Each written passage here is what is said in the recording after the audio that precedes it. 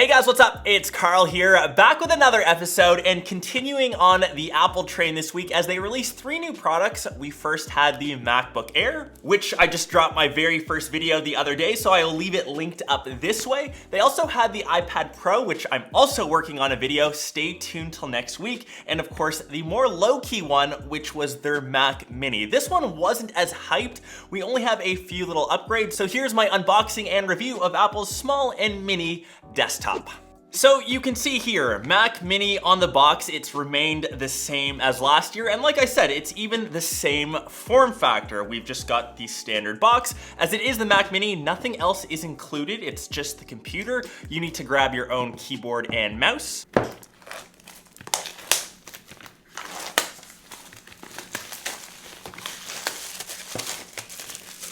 This guy actually slides out this way. So you can see the Mac Mini up top, and we will do some more ASMR magic.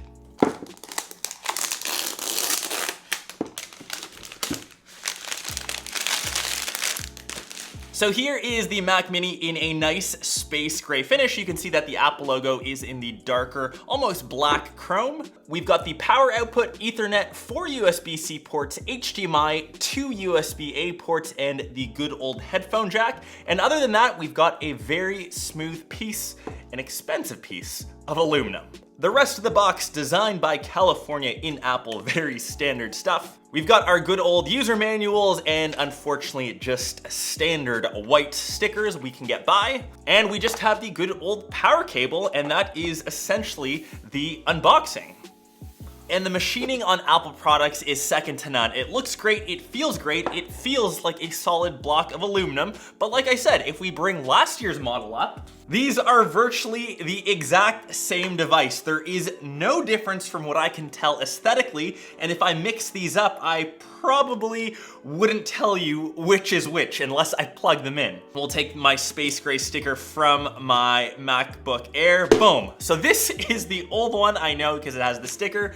This is the new Mac Mini. So who is this device actually for and what's changed this year? We now have double the storage in each of the models. I know it isn't anything too crazy. So the base end, which retails for $800, you now get 256 gigs of storage. The $1,100 one, that will start off at $512. They're also now made out of 100% recycled aluminum, just like a lot of their products. So that's always good. But essentially, that is the Mac Mini. So I am technically able to review this guy as my last gen model that already had 256 gigs, and it's now the same device. So the Mac Mini is for someone that knows they're going to be sitting at a dedicated desk. As it is technically a desktop, the portability of this, even though you could stick this in a backpack, it doesn't have that same form factor as a laptop. You can't use it on a battery. When you compare this to, say, the MacBook Air, $800 versus $1,000, we have a fully mobile device. You can use this essentially anywhere.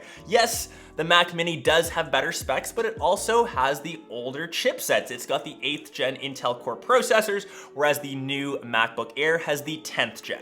And I don't really think upping the storage to 256 makes a big difference anyways, because most people with dedicated desktops will end up having an external hard drive, stick one into the USB-C port, and you can get double, triple, quadruple the storage for half or a third of the price of what Apple is offering.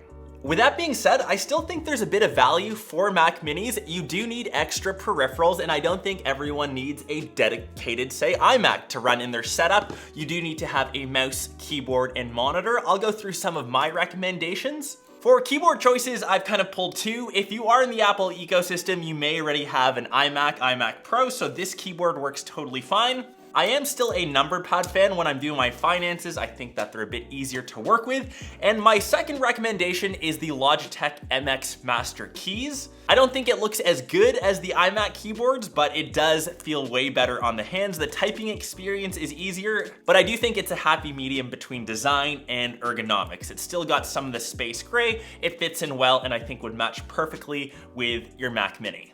Mouse recommendations, there's only one that I can really promote. It's the Logitech MX Master 3. The next thing which you'll need is a monitor, and this is a 4K LG. It's the 32UL950, USB-C enabled, so it should run off of one cable. Let's get this guy plugged in.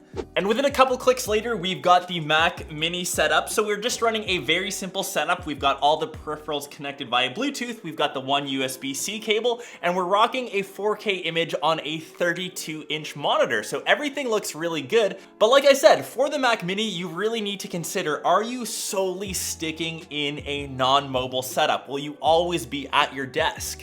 I would personally grab the MacBook Air, and if you already have a previous gen Mac Mini, like my good old stickered version, you don't need to upgrade to the 2020 model. Having that extra storage space isn't a reason in its own to upgrade.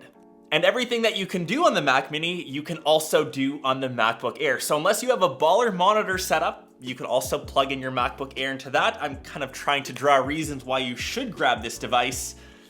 And I guess you could run multiple to have extra processing power, but I think that's just becoming a bit overkill. But I do think there is still a niche market for the Mac Mini, and that's why we continue to see it being updated. Let me know your thoughts down below in the comments. Hopefully you guys enjoyed this review. Stay posted for my new iPad Pro video dropping in the next couple days, so make sure you sub to the channel, and I will catch the rest of you in hopefully that next episode. Peace and stay safe.